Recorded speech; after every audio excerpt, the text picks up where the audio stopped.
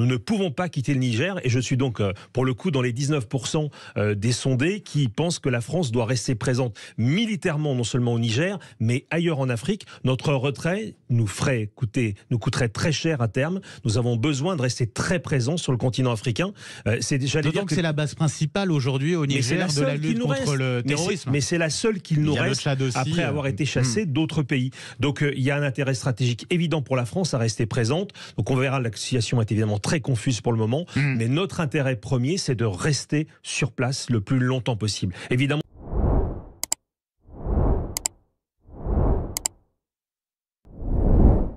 C'est bien clair et nous l'avons bien compris depuis. Le président français l'a dit clairement dans son discours précédant sa dernière tournée en Afrique. Aussi, nous, Européens, nos échanges, nos emplois vont dépendre de plus en plus de l'Afrique. Ça n'est ni une bonne ni une mauvaise nouvelle, c'est un fait. Nous devons aussi aller au bout de cette transformation parce que nous avons des intérêts à défendre. Et je pense que quand on parle d'Afrique, il faut le dire clairement parce que ça va beaucoup mieux en le disant. On ne va pas faire le bien commun. On a des défis communs. Le changement climatique, c'est un défi commun. Essayer que la jeunesse africaine trouve un avenir, je dirais que c'est un défi commun, parce que ce sera aussi notre problème si on n'y arrive pas. Mais on va défendre des intérêts. Et c'est ça un partenariat réciproque et équilibré. C'est qu'on ne prend pas les gens pour des imbéciles. On ne dit pas on arrive chez vous parce qu'on va faire le bien chez vous à votre place. Parce que vous n'êtes pas capable de savoir ce qui est bon pour vous, de le penser ou de le faire. Non. On vient défendre nos intérêts et on le fait de manière respectueuse avec les intérêts des pays africains où on se déploie. En soi, le fait de le dire aussi clairement et honnêtement, c'est une très bonne chose. Je me rappelle que quand j'avais écouté ce discours, je me suis dit que Macron n'avait pas le choix que de parler ainsi. La révolution africaine en cours, le réveil de la jeunesse africaine, les voix des panafricains l'Y obligeaient. Les mensonges ne passent plus. Parler des pays africains comme des pays frères ou amis ou encore parler d'aide pour l'Afrique, tout ça n'est plus bienvenu. La jeunesse exige la vérité mais surtout le respect de sa dignité et de ses intérêts. Ce qui dérange dans la relation avec la France, c'est que contrairement à ce qu'il a dit à propos du partenariat, n'est pas dans la réalité le cas. Dans la réalité, la France cherche uniquement ses intérêts sans respecter les intérêts des pays où elle se déploie. Les relations ne sont ni respectueuses ni équitables et c'est ce qui continue de révolter la jeunesse Ici. Je partage avec toi une vidéo qui comprend de graves révélations sur l'activité de la multinationale française Areva.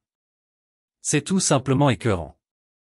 Si tu n'as pas encore aimé la vidéo, merci de le faire et de la partager autour de toi. J'attends aussi ton avis en commentaire. À cause des droits d'auteur, j'ai dû réduire la taille de la vidéo, désolé. Ici, la radioactivité est 2 fois plus élevée que dans la zone interdite de Tchernobyl.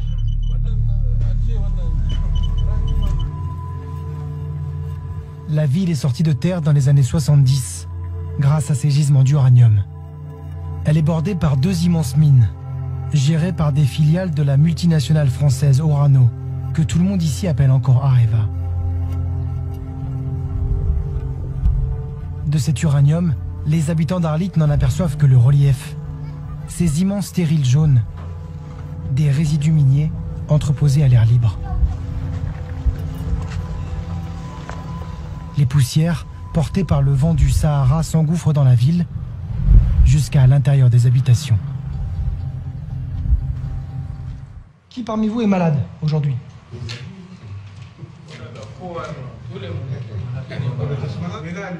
Certains sont hémiplégiques.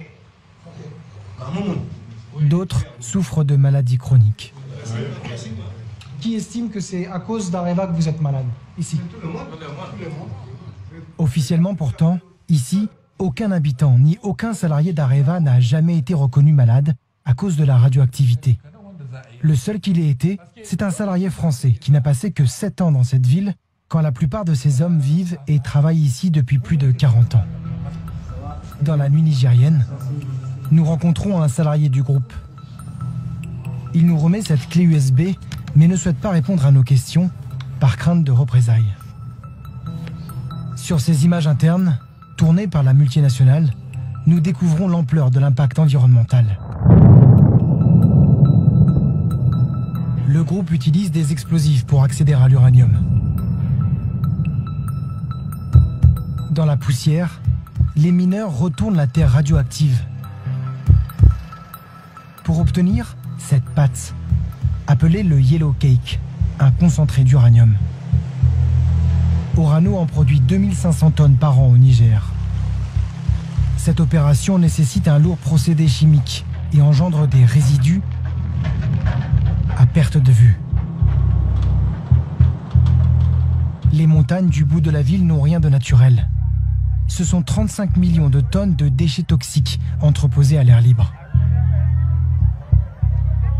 Pour mesurer les potentielles retombées de poussière radioactive sur la population, nous sommes venus avec un matériel spécial, un appareil qui mesure la radioactivité. Bonjour Martin Boudou, ça va? Pour nous aider à le manipuler, Bruno Charéron, ingénieur en physique nucléaire à la CRIRAD, la seule association indépendante française qui travaille sur la radioactivité.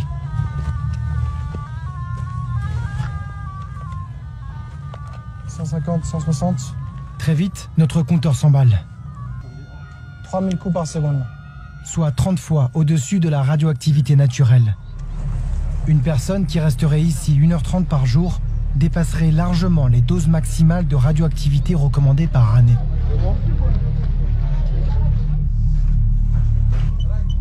Des éléments très radioactifs comme ça au milieu d'Arlit, qu'est-ce que ça vous inspire? Je suis choqué et c'est ce qui m'amène dans cette livre.